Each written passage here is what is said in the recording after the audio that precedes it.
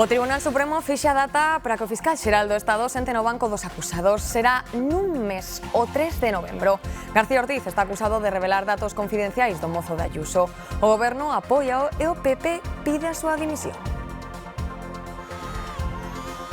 As protestas en apoio á flotilla remataron con cargas policiais e altercados en varias cidades de España. Houbo disturbios en Madrid, Palma e Barcelona. Nesta última resultaron feridos 14 axentes e houbo 3 detidos. O núcleo de Infesta no concello ourensán de Monterrei é un exemplo na recuperación de terreos abandonados. É unha das chamadas aldeas modelo, un proxecto para loitar contra o despoblamento, pero tamén para axudar na prevención de incendios. Se as casas e os terreos que a rodean están limpos, será máis difícil que ardan. Aquí van poñer en marcha unha caldeiras de biomasa para producir a súa propia enerxía.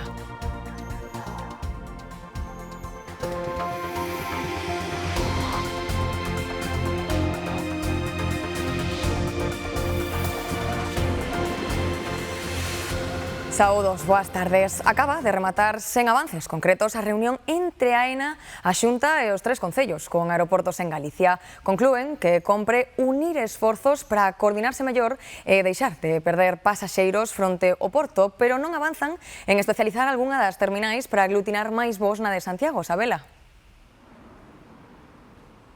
Moi boas, de momento non hai esa concreción, pero sí que acabamos de escoitar os voceiros das localidades, das 3 localidades, dos 3 concellos onde hai aeroporto en Galicia, pedir unha vez máis coordinación entre eles, pero tamén miran a AENA e a Xunta. Desde Vigo, Coruña e Santiago reclaman deixar atrás os localismos e que os 3 aeroportos de Galicia deixen de facerse competencia. A AENA comprometeuse nesta xuntanza a aportar, a chegar máis datos sobre o número real de viaxeiros galegos que están elixindo cada vez máis o aeroporto de Portugal en detrimento dos aeródromos de Galicia, porque ali hai máis oferta e tamén en prezos e tamén máis conexións. E desta xuntanza sae tamén o compromiso da creación dun grupo de traballo no que din seguirán traballando para aumentar esa planificación que veñen reclamando os 3 aeródromos de Galicia.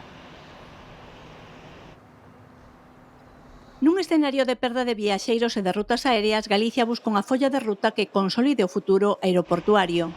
E entre todos, é dicir, tratar de establecer unha estrategia para que se incrementen e, dende logo, non diminúa o número de pasaxeiros que visitan Galicia. Os 3 aeroportos galegos perden viaxeiros este ano e a marcha da aeroliña Ryanair deixa as terminais galegas en case medio millón de prazas. O aeroporto de Santiago é o máis afectado. Santiago pierde esos 2 aviones con el cierre de la base, se reduce la capacidad un 80%. Espero contar con la cooperación de compañías que tengan otro tipo de política y de aproximación al tráfico de viajeros. As compañías Vueling e Volotea xa deron os primeiros pasos para recuperar prazas. O Concello de Santiago propón aglutinar rutas na Lavacolla. Constituíuse un grupo de traballo a que de todas as maneiras nos iremos tamén con todo o esforzo, con toda a dedicación, intentando camiñar nesa liña de superar os localismos, pero ir a unha cuestión que é unha cuestión de país. A Xunta de Galicia lembra que a competencia do Goberno exixe unha solución.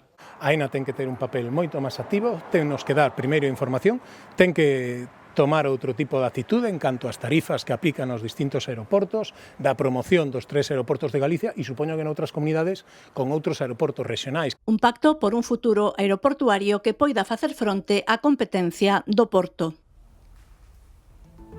Os aeroportos galegos teñen un competidor que supera amplamente o volume de viaxeiro dos 3 xuntos.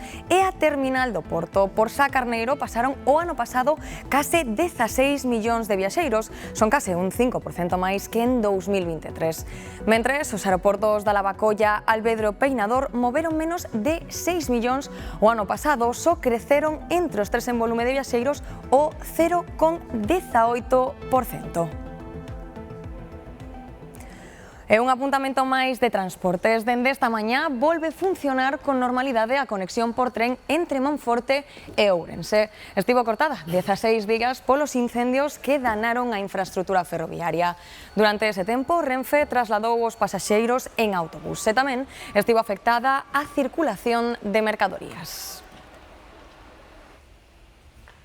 Estes días circulaba por Madrid un autobús autónomo, é dicir, sen conductor, desenvolvido íntegramente polo Centro Tecnolóxico de Automoción de Galicia. O xátel eléctrico está a aprobar a Empresa Municipal de Transportes de Madrid. Primeiro chama a atención polo seu deseño exterior e logo os que o proban. Va a ser un increíble. Ir sin conductor, todo lo detecta, está muy bien programado. Vamos, me ha encantado. Había un señor por aquí con un carrito de bebé, inesperadamente paró sin problema. Es una maravilla. E iso é posible grazas a un sistema avanzado de sensores que procesa en tempo real parámetros como velocidade, trayectoria ou estado do tráfico. Entonces, con toda esa información de los sensores, pues es capaz, a través de unos algoritmos de inteligencia artificial, de reconocer los objetos estáticos que ya estaban pregrabados en el mapa y también ver todos los objetos dinámicos. Esto quiere decir los peatones, los ciclistas, los patinetes. É o primeiro vehículo autónomo que en España conta coa etiqueta da DGT que lle permite operar con tráfico real. Estes días circula pola Casa de Campo en Madrid nunha liña circular de case 2 kilómetros con 6 paradas. Darle un poco de visibilidad en entornos semicontrolados. Estamos en una zona que está abierta al tráfico, pero no hay una densidad muy grande como podría ser el centro de Madrid. Polo que pensan que a súa maior utilidade pode estar de momento en entornos pechados como portos, aeroportos, centros de distribución ou campos universitarios. De feito, vai operar próximamente no campus da Universidade de Vigo para conectar as distintas facultades. Xa hai data para o xuízo contra o fiscal xeral do Estado por un delito de revelación de segredos. Será entre o 3 e o 13 de novembro no Tribunal Supremo, onde ti estás, María Cheda. Si, comezará exactamente nun mes o xuízo contra o fiscal xeral do Estado e prolongarase durante 10 xornadas, 6 delas hábiles en quenda de mañá e de tarde. Por aquí, polo Supremo, pasarán ata 40 testemunhas, 8 fiscais, 12 xornalistas, 11 axentes da UCO, políticos, abogados e, por suposto, tamén o acusador, a parella de Díaz Ayuso. Lembramos que o fiscal xeral do Estado enfróntase a unha pena máxima de 6 anos de cadea. Será un feito insólito un xuízo contra o fiscal xeral do Estado Álvaro García Ortiz xulgado por un delito de revelación de segredos, unha causa que comezou en marzo de 2024 cando se publicou unha información sobre a investigación á parella de Isabel Díaz Ayuso. Si yo dimitiera, estaría haciendo una concesión a los delincuentes, una concesión a outras personas. Unha e outra vez García Ortiz defendeu a súa inocencia e xustificou a súa actuación para defender o prestixio da Fiscalía Xeral do Estado. En todo este tempo recibiu o apoio do Goberno, dende o Ministro de Xustiza, total confianza en el Fiscal General del Estado, ata o propio Presidente do Goberno. Nosotros respaldamos la acción del Fiscal General del Estado, creemos en su inocencia y, por tanto, cuenta con el aval y el apoyo del Gobierno de España. O Partido Popular pediu a dimisión de García Ortiz dende o primeiro momento. ¿Cómo se puede tener un fiscal general del Estado persiguiendo delitos si el primero que está ante un supuesto delictivo es el propio fiscal general del Estado? O xuízo contra o fiscal xeral será no Supremo entre o 3 e o 13 de novembro.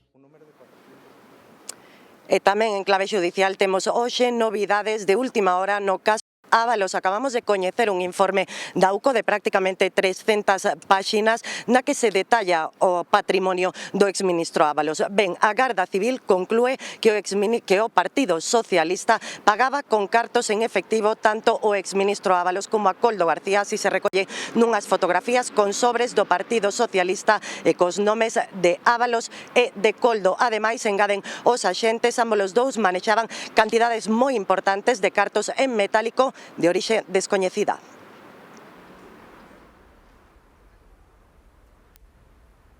Pedro Sánchez comunica a decisión do Goberno de reformar a Constitución para incluir o dereito ao aborto. Fixo a través deste chío no que o presidente do Goberno afirma que non vai dar ningún paso atrás en dereitos sociais. Ao longo da mañá, varios ministros foron confirmando a decisión. En Sumar, reivindícana como proposta súa. Para reformar a Constitución española é precisa unha maioría cualificada que é máis exixente que unha absoluta. Ten que ser aprobada nas dúas cámaras, no Congreso e no Senado. É precisa o apoio de 3/5 tanto dos deputados como dos senadores. No caso do Congreso son necesarios 210 votos para chegar á maioría cualificada e actualmente o PSOE conta con 120 diputados. No Senado necesitaría 160 votos e os socialistas teñen 89 senadores. E continúan as manifestacións en todo o planeta en favor da liberación dos activistas da flotilla, pendentes aínda de ser deportados de Israel. O goberno de Israel liberou 4 parlamentarios italianos e o resto de detidos trasladounos a un cárcere no deserto do Negev, preto da fronteira con Exipto. Mentres, continúan as reaccións internacionais. Italia vive este venres unha xornada de folga xeral e dende a súa costa volveu saír outra flotilla cara a Gaza con 11 barcos. Tamén en España son numerosas as manifestacións nas principais cidades do país. O goberno gaba a movilización. Todo mi reconocimiento, toda mi admiración, porque se están manifestando en manifestaciones pacíficas, por cierto, para presionar al gobierno de Israel para que termine con el genocidio y están dando un ejemplo al mundo. A pasada noite, 10.000 persoas marcharon por Madrid. Houbo momentos de tensión coas forzas de seguridade. Tamén en Barcelona, 15.000 manifestantes cortaron unha das principais vías da cidade. Houbo cargas policiais, 2 detidos e 14 axentes feridos. O PP culpa o goberno dos altercados. La tensión social en España es una estrategia deliberada del Gobierno de España.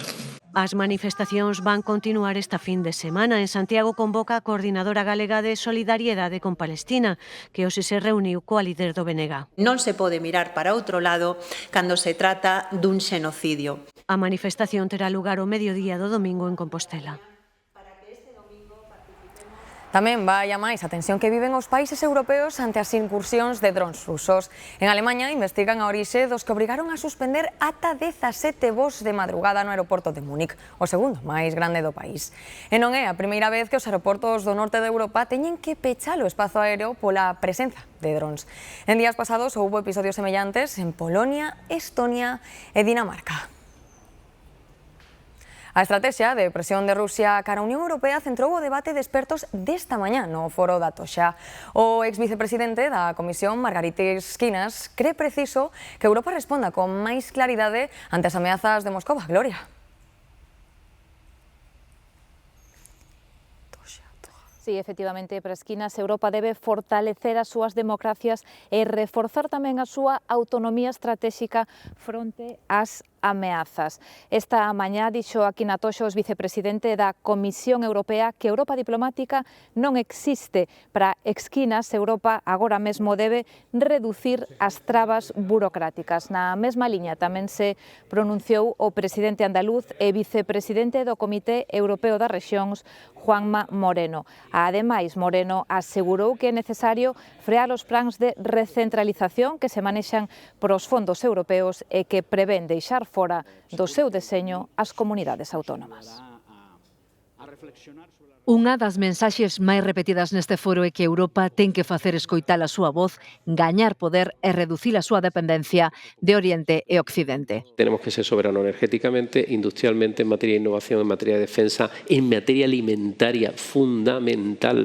Para o excomisario Margaritis Schinas, os maiores fracasos da Unión Europea foron en defensa e política exterior. La Europa diplomática, por mucho que se empeñe mi antiguo colega Josep Borrell y Kaja Kallas, no existe. Os relatores defenden que Europa debe deixar de buscar apoio externo na defensa e na economía ante as ameazas dos Estados Unidos e a China. Europa debería hacer más para desarrollar su tecnología y también Europa tiene que fortalecer sus democracias porque Trump viene a por Europa. El objetivo político principal de China hacia Europa es separar a Europa de Estados Unidos.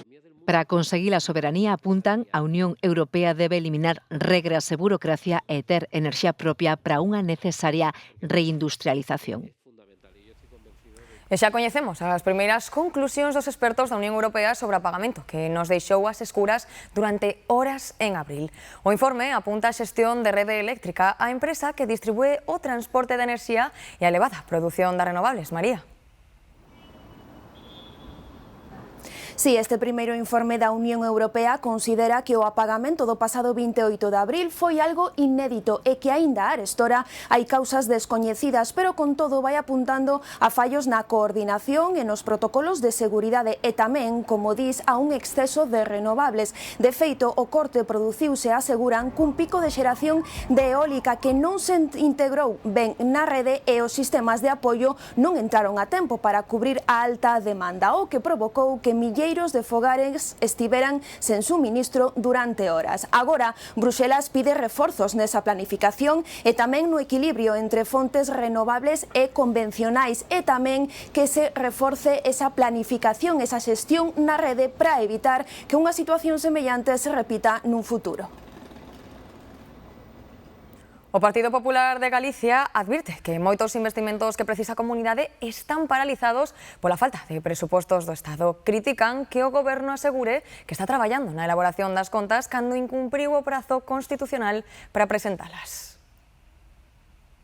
É a tomadura de pelo a que o Goberno do señor Sánchez somete a todos os españois, anunciando un día sí e outro día tamén que están traballando na elaboración do orzamento para o vindeiro ano, con diálogo e con negociación para chegar a un acordo cos seus socios parlamentarios.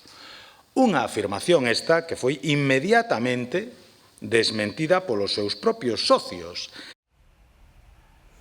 Os médicos volven saír á rúa en contra do Estatuto Marco que prepara o Ministerio e que regulará as súas condicións de traballo.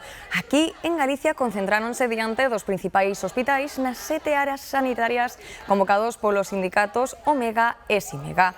Pídenlle ao Ministerio que retire o borrador e que negocie un texto específico para a profesión médica. Reclaman, por exemplo, que as gardas sexan voluntarias e unha xornada laboral de 35 horas. Din que está en risco a calidade asistencial. Personal de cualquier categoría, salvo facultativos, traballan un festivo, danlle unha libranza, pero paganlle un plus por ese festivo ou por ese domingo. A nós solo se nos paga a garda. Por que quedamos en médicos? Quedamos en eles porque as condicións laborales son indignas. Primeiro foron a melatonina ou o magnesio e hoxe o suplemento de moda é a creatina, sobre todo entre a mocidade que a toma para mellorar o rendemento nos exercicios de forza. Farmacéuticos, especialistas en nutrición e mesmo preparadores físicos din que tomala nas doses adecuadas pode ter beneficios, pero ollo, porque tamén ten contraindicacións moi serias. Consómese cada vez máis porque mellora o rendemento, favorece a recuperación muscular e reduce a fatiga, pero non se debe tomar nunca superando a dose recomendada e nunca sen beber polo menos 2 litros de auga. O Colexio de Farmacéuticos da Coruña advirte unha vez máis sobre os riscos da sobresuplementación. Encontramos pastilleros que son casi como os dos avós en xente xove, porque empezar a tomar que ese magnesio, creatina, non sei, un montón de cosas que ás veces as tes que ordenar.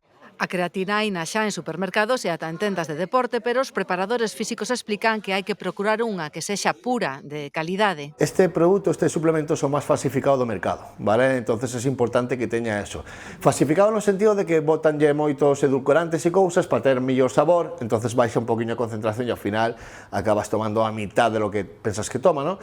Hai que observar as interaccións con outros suplementos ou medicamentos e saber que a creatina está completamente contraindicada para persoas con dano renal, por iso convén o asesoramento médico ou farmacéutico.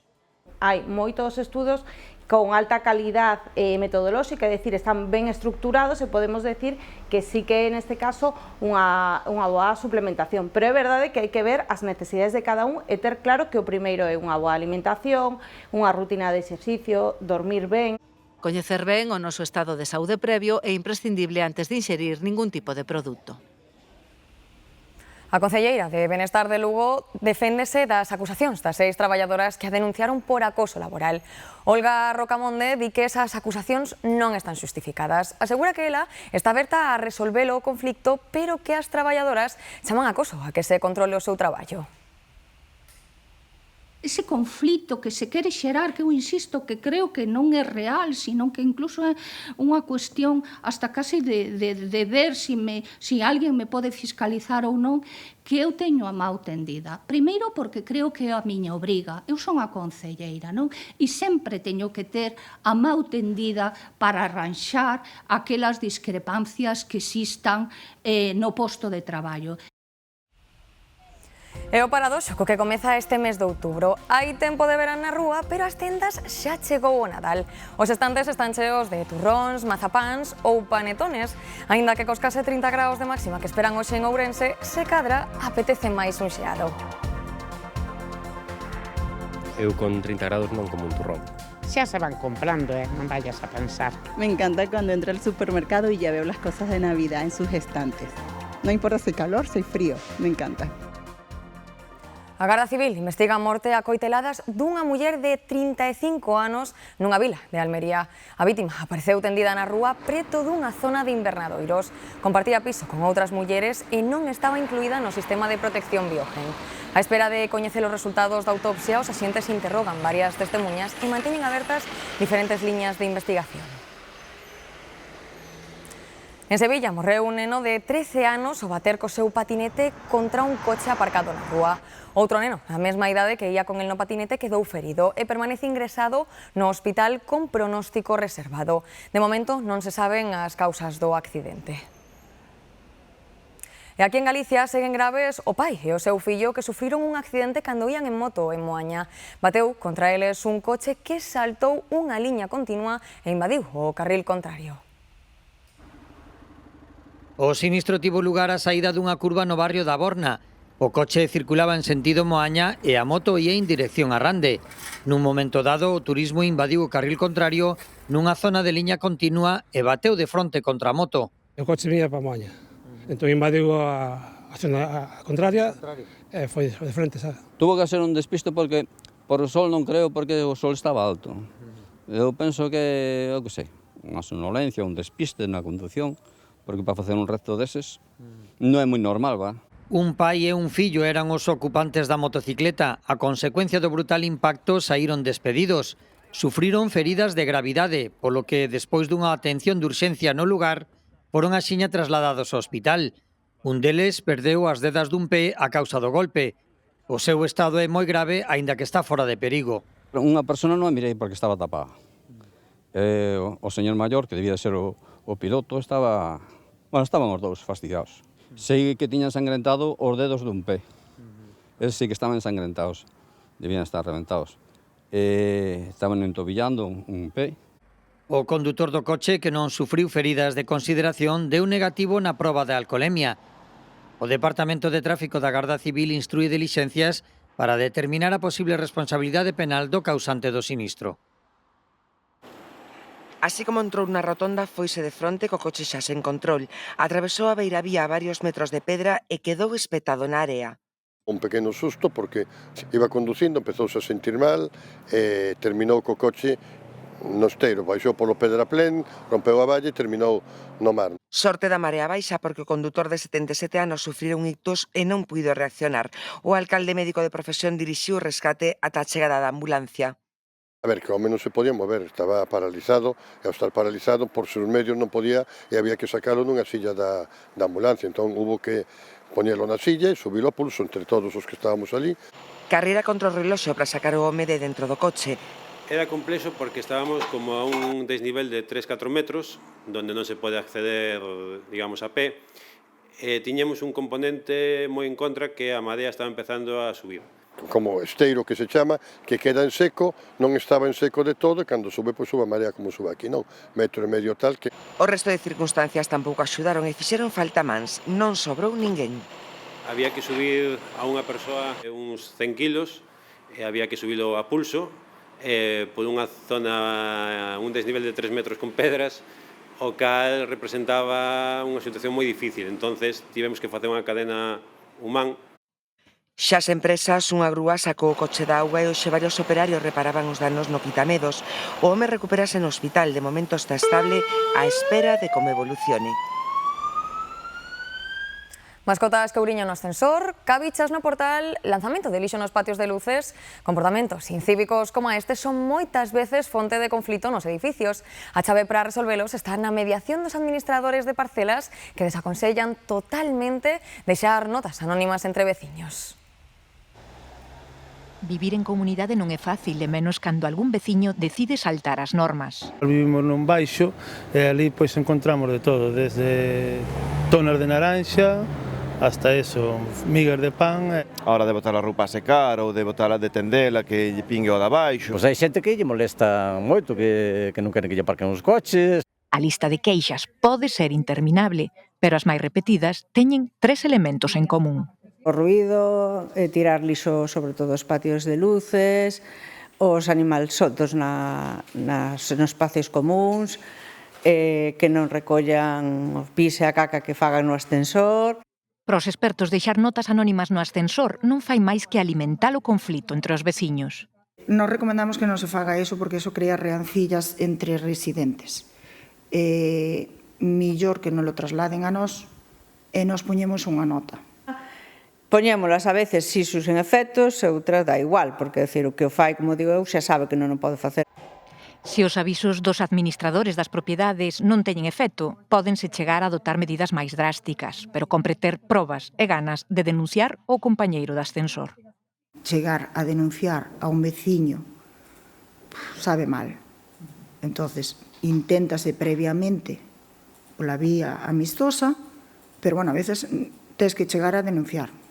Ao final, din, todo pasa por cumprir unhas normas básicas de convivencia que todos coñecemos, e algúns esquecen para a desesperación do resto do bloque. Unha maneira de loitar contra o despoboamento en Galicia é activando os núcleos rurais que están en situación de abandono.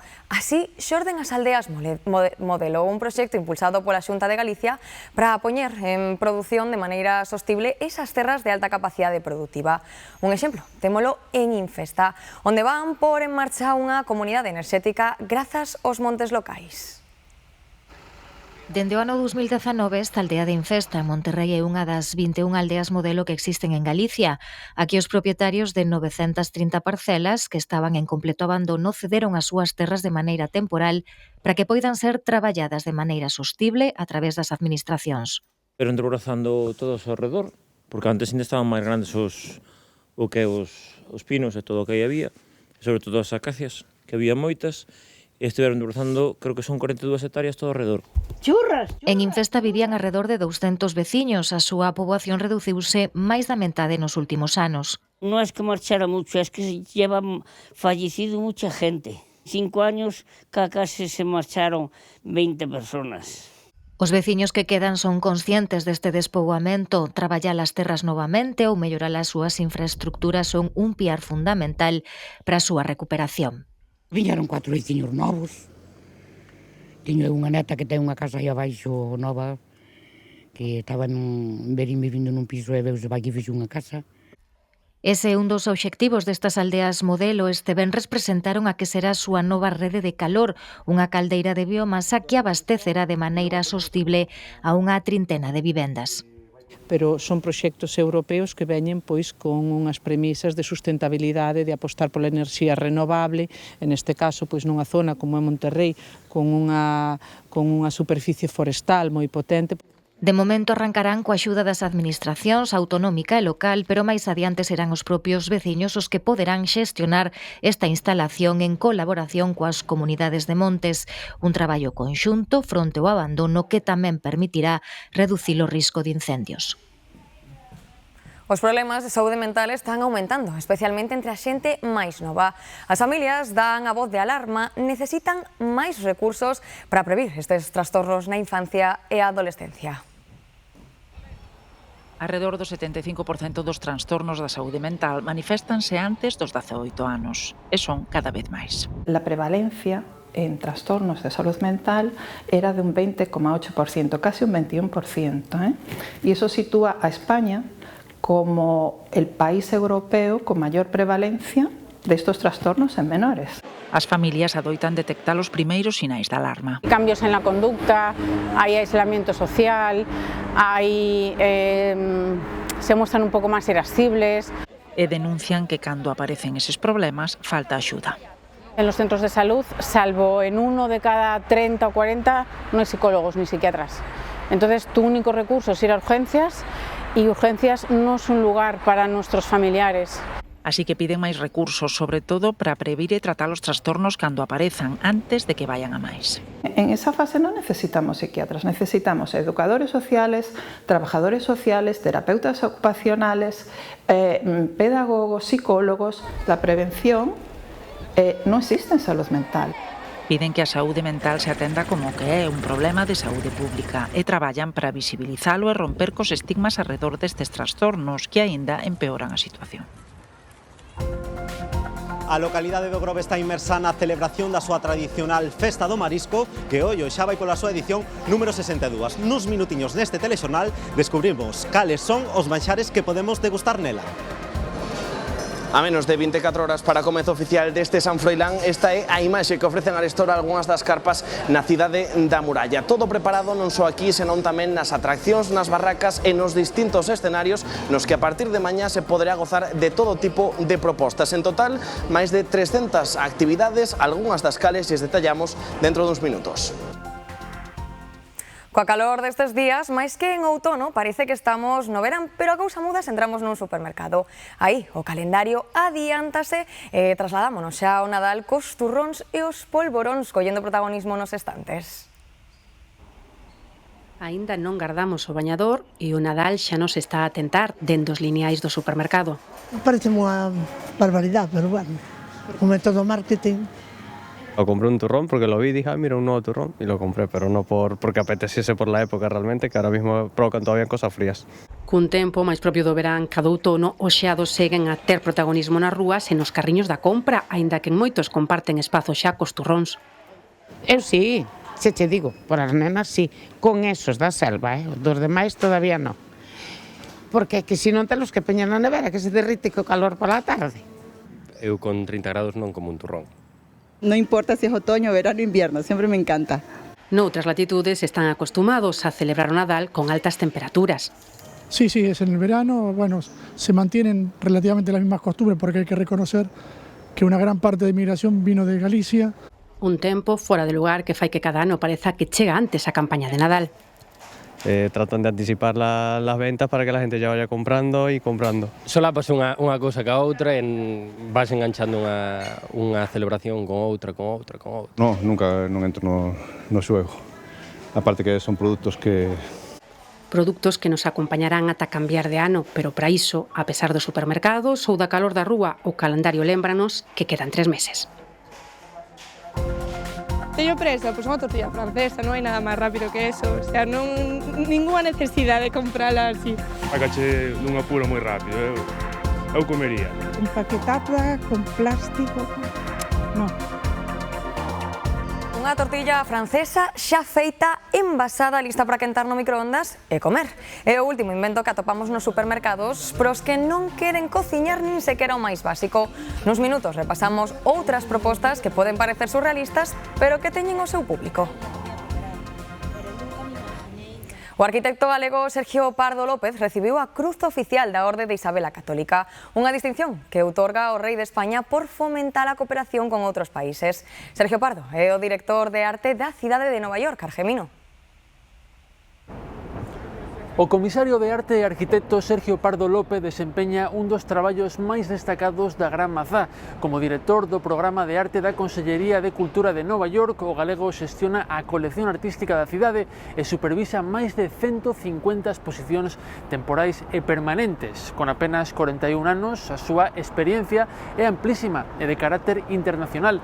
Nova York, onde vive desde fai unha década, encomendoulle a importante misión de diversificar os monumentos públicos e dotalos de contexto histórico.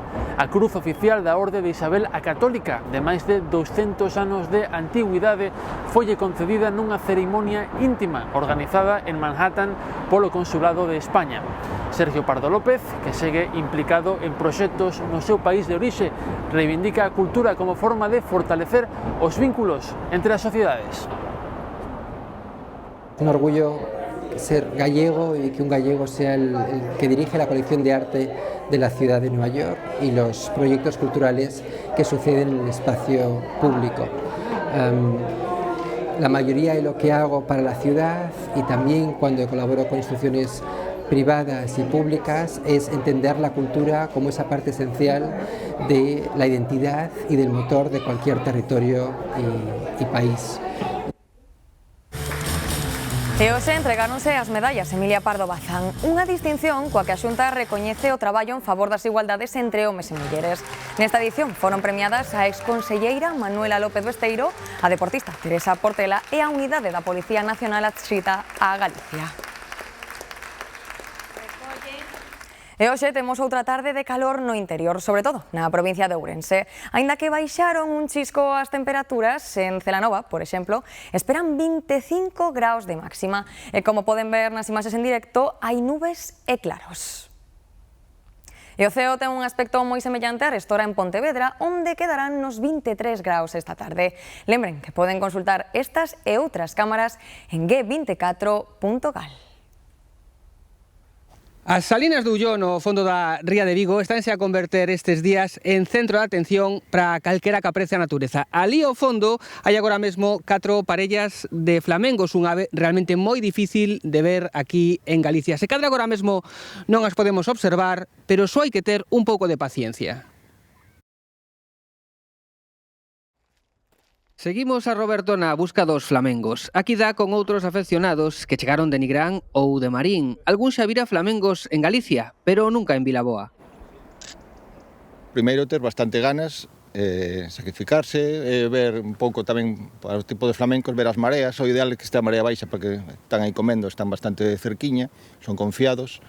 E logo armarse paciencia porque a veces madrugas e non están. Tamén hai outra cosa que hai que tener la caña pescando, porque si no pican. Non se sabe aínda onde chegaron os 4 flamengos. As poboacións máis próximas están en Lisboa e en Doñana. Si se sabe pola plumaxe que estes son xuvenís. Que non é una especie que se vea mucho habitualmente por aquí, aunque hace unos años, pues sobre la década de los 70, había aquí una bandada muy grande. Lo que pasa es que, bueno, de aquella se permitía cazar y, bueno... Os flamengos non son a única xoia do Ulló. Aquí tamén hai parrulos, agullas ou garzas. E silencio, moito silencio. A tortilla francesa xa ten a súa versión en precociñado. Unha cadea de supermercados acaba de incorporala á sección de comida preparada e as reaccións non se fixeron agardar. Entre quentar o aceite e bater os ovos, o tempo de elaborar unha tortilla francesa non debería superar os 2 minutos. Es con huevo solo, non é moi complicado. Con todo, hai quen prefire mercala feita. Se o mellor teño prisa, pois quizás sí. A tortilla francesa envasada entra na listaxe de alimentos ultraprocesados da man dunha cadea de supermercados. E como era de agardar, a noticia invadiu de comentarios ás redes sociais. Me la haría en mi casa, yo con huevos. Acabas antes tamén. Pero non la probaría. Eu creo que estou a favor, Eso sácache dun apuro moi rápido, eu comería. Antes da tortilla francesa foran as patacas peladas e cortadas para fritir, a cebola e o allo picado ou os ovos cocidos os que recibiron as críticas. Pero os que máis debate suscitaron en redes sociais nos últimos anos foron os ovos fritos que outro supermercado ofertou entre as súas propostas de quentar e listo. Malia o éxito inicial tiveron que ser retirados ante as queixas dos consumidores polo uso excesivo de envases plásticos. Estamos contaminando máis que nunca, efectivamente. Unha tortilla francesa faise con 2 ingredientes, aceite e ovo. Ao sumo 3 se lle engadimos sal. A precociñada leva ademais almidóns modificados de pataca, conservante, estabilizador e antioxidante. Por un día tampouco, non creo que pase nada. Esta tortilla precociñada sai ao mercado cun prezo d'1 € por 75 gramos. Unha opción válida para os que odian as tixolas e veneran os microondas e as fritideiras de aire.